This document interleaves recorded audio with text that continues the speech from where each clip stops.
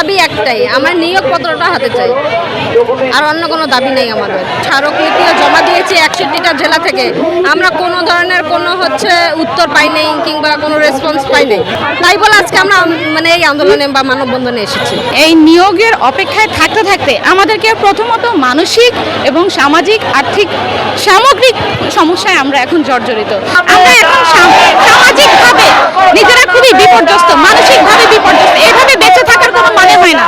দাবি যদি না মানা হয় তাহলে প্রশাসনকে যেন মাননীয় প্রধানমন্ত্রী, মাননীয় শিক্ষামন্ত্রী যেন প্রশাসনকে এই অনুমতি দিয়ে দেয় যে আমাদের সবার বুকের উপর দিয়ে রক্তবন্যা ছড়িয়ে দেয়। আমরা মরতে রাজি আছি, দাবি না মানা পর্যন্ত। নিয়োগপত্র না নিয়ে আমরা ঘরে ফিরে যেতে চাই না। আমাদের দাবি একটাই, নিয়োগপত্র হাতে চাই, কারণ আমরা চূড়ান্তভাবে সুপারিশ প্রাপ্ত হয়েছি। তাই আমাদের এই নতুন সরকার এবং নতুন প্রধানমন্ত্রীর কাছে আমাদের আকুল আবেদন যাতে আমাদের খুব দ্রুতই নিয়োগপত্রটা দিয়ে দেয়। বিগত সালের যে নিয়োগগুলো আছে সেগুলো যদি দেখেন, ওই নিয়োগের থেকে এই নিয়োগ 100% স্বচ্ছ হয়েছে। গোয়েন্দা বিভাগ, তথ্য অধিদপ্তর, প্রাইমারি অধিদপ্তর, তারা কিন্তু সবাই এই নিয়োগটা নিয়ে যাচাই বাছাই করে তারপরে কিন্তু এই নিয়োগের রেজাল্ট পাবলিশ করেছে।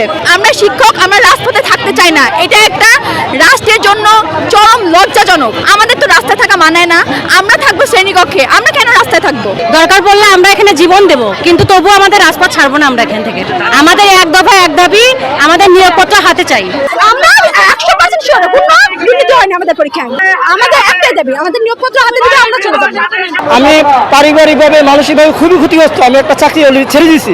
হ্যাঁ, আমার মতো শুধু আমি একা না, আমার মতো আরো শত শত বাইরে বা গুন্ডা চাকরি ছেড়ে দিচ্ছে, তাই না যোগদান করবে বলে সুপারিশ প্রাপ্ত হয়ে আছে, কিন্তু বাসাতেই বসে আছে, আমাদের এখনো যোগদান করানো হয়নি।